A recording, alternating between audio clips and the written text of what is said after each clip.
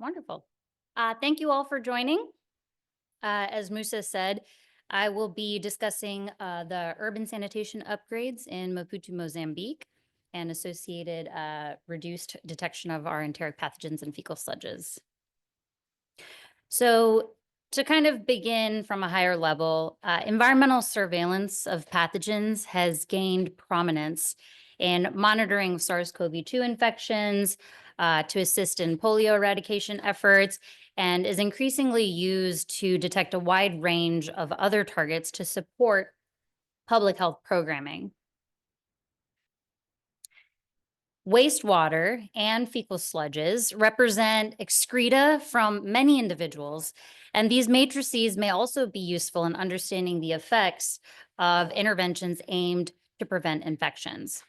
So we could see that generally with centralized sewage systems, there's been a lot of wastewater-based epidemiology efforts, but we also want to consider on-site sanitation systems, the sort of intermediary between those that are connected to a sewer system or those that have an on-site system. And previous studies have focused on pathogen detection in fecal sludge and stool samples in Maputo, Mozambique. And within some of these, within this particular work, the comparison between fecal sludge and stools looked at the pathogen prevalence between those two. And we can see with bacterial and protozoan targets that we could see some comparable prevalence that was detected between these two different stool sample types.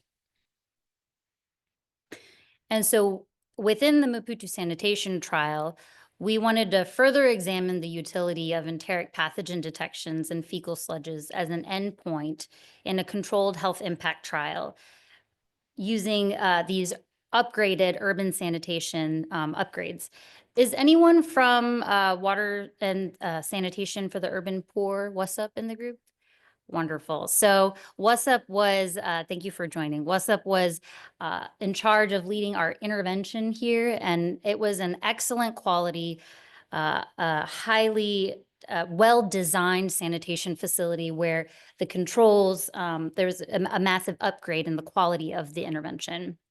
And so this was kind of a new part to the project that we wanted to introduce, looking at how fecal sludges can compare between those who are in our control arms and those who are in the intervention arms. So between March 2022 and April 2003, we collected fecal sludge samples using a sludge nabber, which you could see on the left, or a Wheaton subsurface sampler, which was not primarily used. It was primarily the sludge nabber that was consistently used. For the intervention arms, there was a mason that would accompany the sampling team to open the tanks, or even for some of the control arms as well. We were able to open the tanks, collect the sample, and then reseal the tanks again, ensure that it was properly sealed with the contractors that we were working. And the samples were then aliquoted at CISPOC, which was they were our local partners in country. And we also reserved some of these aliquots to be shipped to UNC for PCR or molecular processing. Additionally, in country, we also conducted some E. coli quantification using the IDEX QuantiTray. And we also conducted some soil moisture, fecal sludge moisture content work. So the samples that were aliquoted and stored in country were transported on a cold chain for processing at UNC. And the samples, the methods to include for pretreatment processing was a physical and chemical lysis pretreatment step that was then used as a part of the QIAcube high throughput handling machine, which we also used our QIAamp 96 viral kit to do the co-purification for DNA and RNA extractions. So with our DNA and RNA extracts, we inputted those into customized TACMan array cards. And these TACMan array cards can have about 48 assays. In our case, it was about 22 enteric pathogens that are then performed on the Quant Studio 7 for real-time PCR analysis. And so here is an example of an amplification plot for 8 samples that are processed. And effectively, you can see that just within one card, which holds 8 samples, there is a lot of data that we can get from just one sample at a time. We also conducted QA/QC, or a quality assurance, quality control, for the amplification curves to ensure the multi-component plots and the amplification curves were indicating amplification when we considered a sample to be detect or non-detect. So what are some of our results? We collected 97 fecal sludge samples in total. We had 47 that were collected from our control arm, and we had about 50 samples that were collected from the intervention arm. So this was, again, just quite a massive effort that was placed in part between our colleagues at CISPOC with the WESUP team, and then also the UNC team kind of working together to make sure that the sample collection and cold chains were all occurring within reasonable time. So kind of jumping straight into some of our results, I want to sort of orient us to the kind of the main image that we wanted to be talking about today. On our y-axis, we have our treatment arm. So you can see the samples that are in orange are our intervention, and the samples that are in green are our control. On our x-axis, we actually have the prevalence of these pathogens that were detected from 0 to 100%. This is specific to our fecal sludge samples. And what we notice here is for some of our our helmet targets, we have a 71% reduction in Ascaris within our fecal sludge samples. And for Trichuris, we have about a 76% reduction. And for some of our bacterial targets, we see a 70% reduction for Entera-aggregative E. coli, 74 for enterotoxigenic E. coli, 94 for our Shigella target here, and then our typical enteropathogenic E. coli at 84%. So we're seeing, within at least a lot of these E. coli strains, also bacterial strains, quite a large reduction between the control and the intervention arms. So it's also noted that there are a few, I'll mention also within this, we conducted a Fisher's exact test to compare between the intervention and control arms, and these were all also deemed statistically significant at the 0.05 level. And when we look at some of the increases that have also happened, we can see that there's about a 20% increase kind of on the flip side, where intervention arms happen to have slightly higher astrovirus or rotavirus detections, or in this case, a cryptosporidium detection, so slightly higher in our intervention arm versus our control. But none of these were considered statistically significant when we conducted the Fisher's exact test. So this is more of a qualitative understanding of the differences that we were seeing. Now, when we kind of look at the stool data that was also collected at the same time, we see a very similar reduction, not at the same prevalence level, but at least a reduction level occurring across similar targets between our fecal sludges and our stools, very similar to what we had seen prior to the previous work done in Maputo, with our Ascaris and Trichuris kind of still having a reduction for our intervention arms, and then also several of the E. coli targets that we're seeing here. And what's interesting about this is we're seeing this pattern from both with fecal sludges that have effectively a much smaller sample size. We have just 50 for our control, 47 for our intervention. But when we're bumping up that sample size, we are seeing still a similar pattern, not necessarily at the same prevalence levels, but a similar pattern that's occurring with some of these pathogens. So if these results are quite consistent with the reductions in bacterial and helminth targets for the stool samples for children under 5 by uh, these sanitation interventions, comparing between our control and intervention. So we also want to say that at this point, we can see that sampling the fecal sludges from these on-site sanitation efforts can provide a surveillance opportunity. So instead of necessarily only focusing on centralized systems or only focusing on stool sample collections during these trials, we can also consider fecal sludge as a surveillance tool for ongoing environmental surveillance. And we also noted that we have sort of drastic and significant reductions in particular enteric pathogens, but specifically some helminth and bacterial targets between our intervention and our control arms. And using fecal sludge as an outcome measure option in these WASH impact trials should be taken into consideration. It's stool sample collection can sometimes be a little it can require quite a bit of effort. And so perhaps considering supplemental fecal sludge surveillance can give us a similar picture without necessarily having the same sort of sample chain and cold chain collection that's going to happen with stool samples.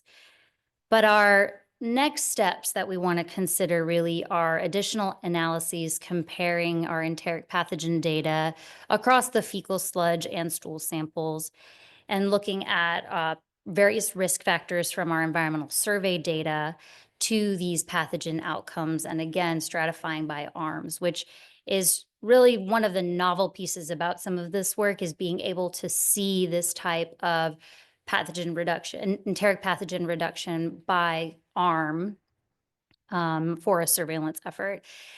And considering comparing quantitative concentrations between both the fecal sludge samples and our stool samples to see if at a quantitative level are we seeing substantial decreases as well, and at what levels are we observing that at. So I would like to acknowledge the Brown Lab. There was a lot of significant effort from students and postdocs across the board and staff that were able to help make this work possible. Bill and Melinda Gates Foundation, and also our local colleagues at INS and CISBOC, who were incredible at making sure that the fieldwork was actually occurring within proper time, and we were able to get all of our samples collected. It was a tremendous effort. So this work could not have been done without everyone. So thank you. I think I have time for questions. I stayed within my original time frame of my 10 to 12-minute presentation, but I'm happy to talk more in detail. Yes. Really exciting results, and building on the stuff that you showed last year around stunting, seems to reinforce some of the messages that are coming out of improved sanitation. There's a big if to this, but if I've understood what you're saying correctly, why is there so much greater reduction in the fecal sludge samples than in the stool samples? That doesn't seem logical. And what's your thinking as to why there is that difference? Yeah, I was thinking about that as I was putting this presentation together. I think one of the limitations can possibly be around the sample size of what we were working with. It seems reasonable enough between 50 and 47 that we can kind of see some nuance difference, but I think it's not without saying that that can be a limiting factor of our detection here. And I think beyond that, it could also just be the fact that with a lot of the fecal sludge, there's just perhaps other people that have been using it, and it's not as specific as it is to an individual, right? So we're looking at just a maybe more people, but we don't really have an exact number of how many people entirely have been kind of sharing those facilities. So perhaps it could just be different inputs contributed across various adults or children, and I think that may kind of increase some of those detection markers. Sorry, yes.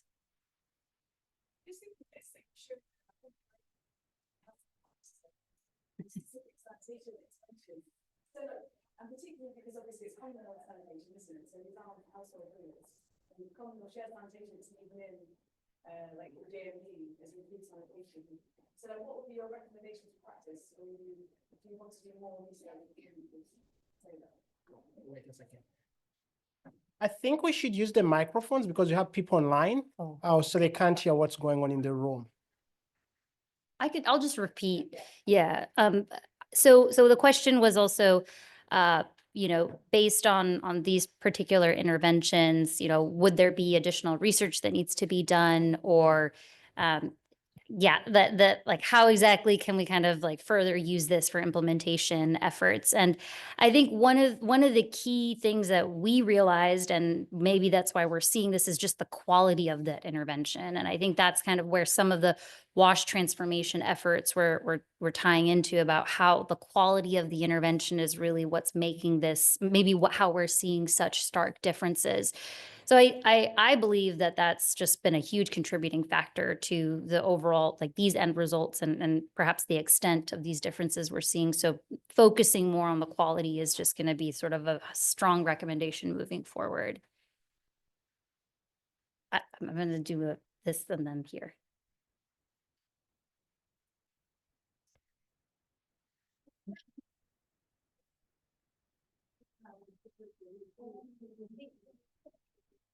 Sorry, yeah. It's not working, is it? Aha. Okay, well, now I don't have to stand on tiptoes, so that's even better. So thank you for a really interesting presentation. I want to push you a little bit on, fecal sludge for surveillance. You said you don't quite know how many people each fecal sludge sample is representing, but do you have a ballpark estimate? Like, is it, 10 people, or is it 25, or is it 55? So, because those samples are representing a population, as you said, not an individual child. So I think that's really important, and I'd like to hear more about that. Yeah, I think one of the pieces, I'm seeing if I can go back to kind of show what the intervention, the design that we have here. That's a very good point. So we know that these blocks can serve more than 20 people, and we do have some of this data collected within our survey in terms of how many people have been using the facility. So we want to get kind of a more granular answer of that. I don't think it's at the hundreds or whatnot, but in some areas there could be just more activity, or particular holiday times. Like there would be sort of a level of uncertainty that we wouldn't necessarily be able to grasp just from the cross-sectional nature of this work. But I do think that this would be something interesting to kind of see over a longitudinal time period, where you can have some more repeat measures, and also continue to ask, maybe within certain smaller time periods, of how many people are using the facility, and also being able to see the quality of the facility during those time points as well. But I think at this time, if I were to make a ballpark guess, it would be between 20 to 50. Sorry. Yes. Hi, thank you for that. It was very interesting. I'm interested in the way that the pathogens that people are encountering is different from the control to the intervention. So I would love to hear more about the changes that happen in the intervention. So I can see that it's obviously nicer and that there's a hand washing facility, but I'm wondering what else, was there improved cleaning? Was there improved like surfaces that could be cleaned on the floor of the latrines? What did it kind of like, what could have been the reduced exposure points for the people using those toilets? That's a really great question. Definitely as a part of the intervention, there was sort of a concrete flooring with like a very clear slab that was covering it. So it was a ventilated area as well. So it's a much sort of nicer experience in terms of being able to use the facility. To pinpoint exactly, maybe what part of that was a contributing factor is a great question. If there's a particular part of that intervention that really got to it. But I think just in general, being able to contain the fecal waste from just overall exposure from like just getting to the soil. We also collected, this is one of the many environmental sample types that we collected. We also collected bioaerosol samples, soil samples from in front of the latrine, food samples, flies samples. So we are still we're working through all of these analyses. It's a little bit outside of just the intervention itself, but it's considering other types of exposure possibilities. Again, sample sizes were tough. It was very, very tough to try and get, enough of enough sampling to make it, I think, significant, but we're still investigating a lot of those parts. But with the intervention, it was very well maintained. And I think people also took good care of what they had. And that was just a big factor as well. It wasn't a hole with, a piece of wood covered over it. And you could just kind of see definitely the quality of that, I think, made an impact. So, yeah. Drew was the one who did the initial Yeah. fecal sludge work until I came love that in. you repurposed some of my figures for my dissertation. That was Yes. fun. So thanks, Galpi. This is wonderful. I have a couple of questions. Obviously, I haven't seen this data. I know. So this is great. I guess my first question, I'd love your thoughts and comments. You mentioned a little bit the logistical difficulties of collecting child feces. Kids don't poop on demand. You have to go back multiple times versus the logistical difficulties of collecting fecal sludge where you have to bring a mason and coordinate everything.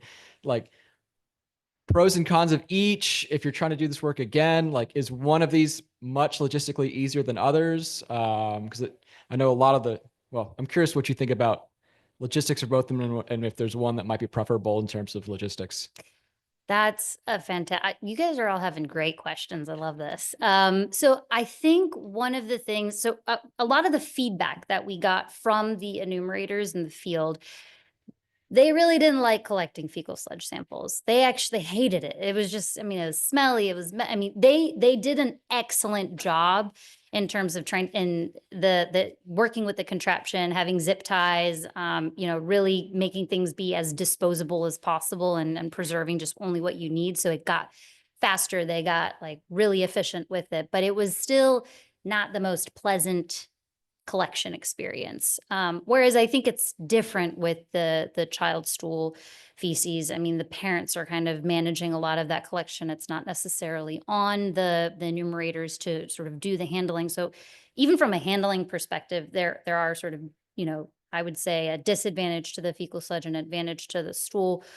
But I think overall, when it comes to like a net amount of money spent, if you're looking at it from a project perspective, I do think the fecal sludge surveillance was significantly cheaper. And it was like much easier to coordinate than having to kind of even deal with like the gas transportation, the phone call credits going back and forth and time really that's kind of actually taken up with the amount of back and forth that can happen. And, you can go up to 3 times to get the child stool sample. So it can be quite a challenge, but I think they each have their own place. Cause I also want to be very careful to say, we don't need stool sample collection for for health outcome measurements. We saw such different reductions or such different, prevalences within these particular pathogen types. So I feel like it probably will boil down to the exact question, but I think from a surveillance perspective, there's really great value in fecal sludge. And considering that sort of intermediary space between centralized and completely decentralized systems and trying to understand pathogen flow, which you're also, working on. So I think it's going to be a lot of different pieces to the puzzle. Thanks. And then my second question, because I think we have a lot of time, is more around the data analysis, right? So these are like unadjusted, just you're seeing the statistical significance maybe with Fisher's tests. Have you run any adjusted models looking at like percent solids content, because the interventions were a septic tank and some of the controls were more of a pit latrine? There was a comment about compound populations, right? Some of these compounds had 100 people living in them, but most of them were said like 15 to 20. So have you looked at if any of these other covariates and how they might influence the whether or not we're detecting pathogens? No, but I will. Yeah, happy to chat about that. Yeah, that's like, you're always a step. I love this because Yeah, so- Drew helps push me to make sure that we also work. Yeah, on actually, getting these Drew things done. raised a good question I wanted Yeah. to raise. You comparing sludges Yes. of different systems. Yes. They have got different performance. You have different pathogens in there because there's different way of inactivating pathogens. Some of the studies we're doing to look at the performance of sanitation infrastructure, we've clearly found the pit performs completely different from a septic tank, from a line tank. So if you're comparing them, you're comparing this a different system to a different kind of pit, which some allow for liquid exfiltration, some allow for containing all the liquid and solids. So the performance is completely different. Yes. So maybe what you need to think about is what are the factors that could help to influence pathogen die-off in these systems? Mhm. And that's going to be the first point. And then you need to classify to be able to compare the pits to pits, the tanks to tanks, the, whatever they are, than just looking and say, oh, this is all sludges. That takes me back to another question I wanted to ask. If you look at the samples you told us, my question was, is this a longitudinal study that you studied one system or few systems over time? Or it was a cross-sectional study that you had several control kind of systems which are fed by different population and also have different kind of non-control systems. So that didn't come out clear when you're presenting your methods. So when you started to compare, I was wondering, like, what are you comparing here? But I need to keep quiet because I'm supposed to be moderating, but I wanted to point that. Thank you.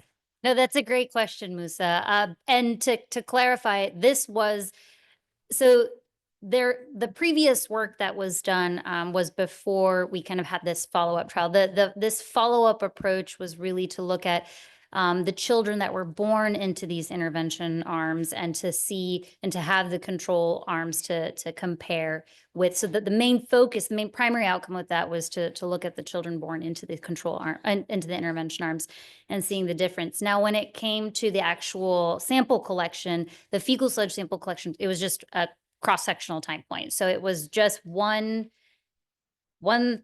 sample collected at one of the, if it was a control or an intervention arm, and it was over the year, but there was no repeated measurements, which is a really important clarification to make.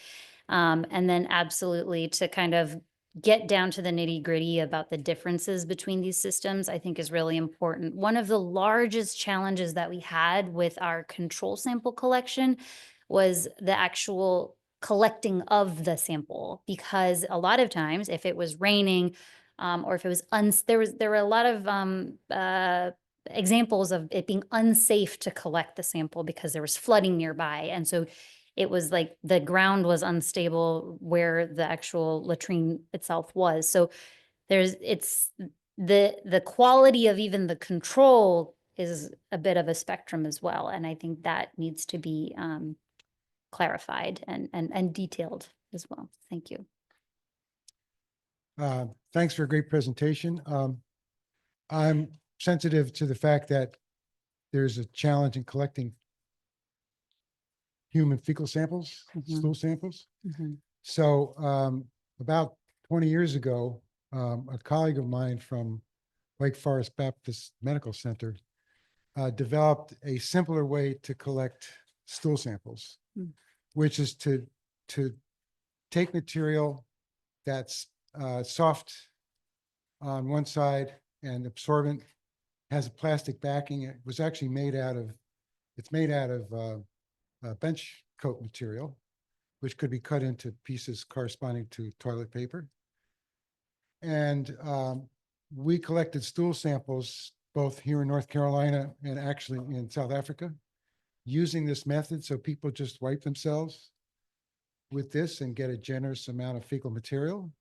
It goes into a plastic bag. It can be put in a plastic bag that's got transport media for bacteria, or it could also be utilized for target analysis of viruses and even protozoan parasites. Obviously, for parasites, you might have to repeat this since it's recommended that you get multiple samples, at least 3 for parasite analysis.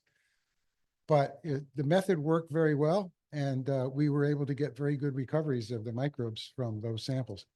The materials are not commercially available necessarily unless someone has developed a kit, since we published our papers on this, but it's easy to put these kits together. And the kits involve the use of a clear Ziploc plastic bag to collect the samples. And then we've actually mailed them. You can store them and mail them, and the organisms are likely to be quite stable during that period from collection to getting them to a laboratory where they'll be analyzed. We can Great. talk more about it, Yeah, and I've got a protocol for it. that sounds great.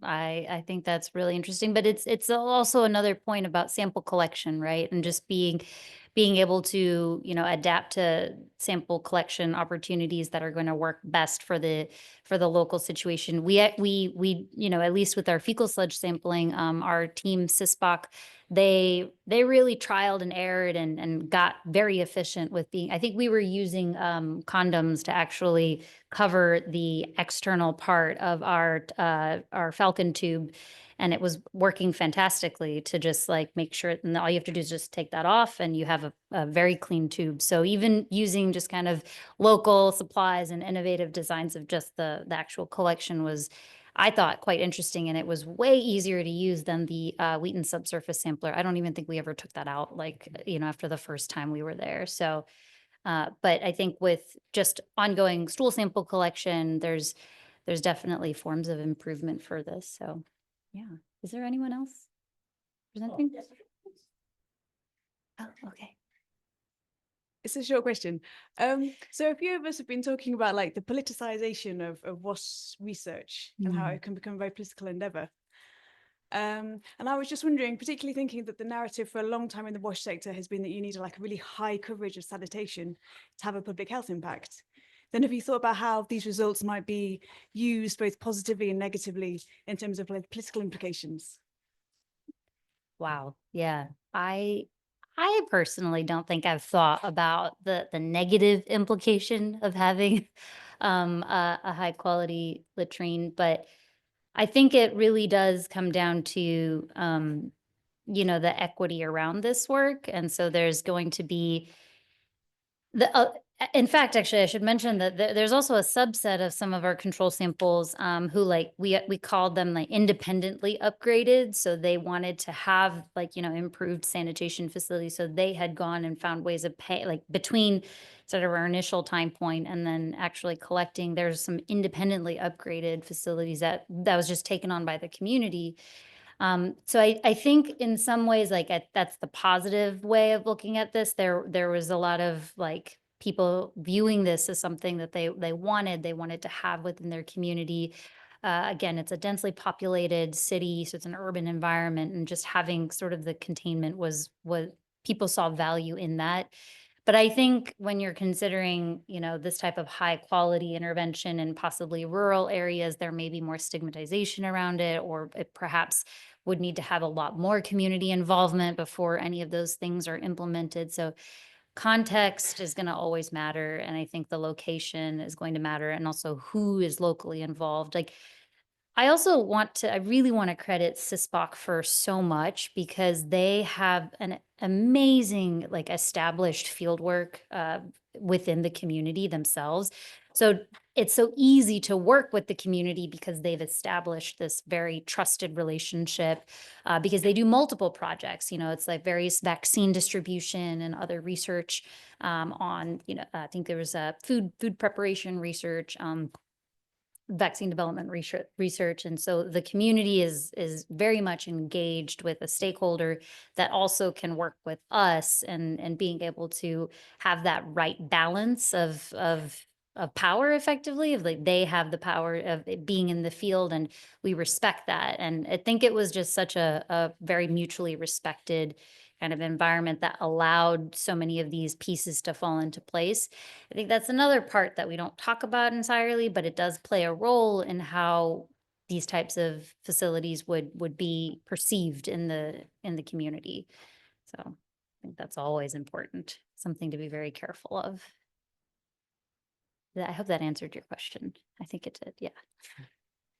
Okay. All right.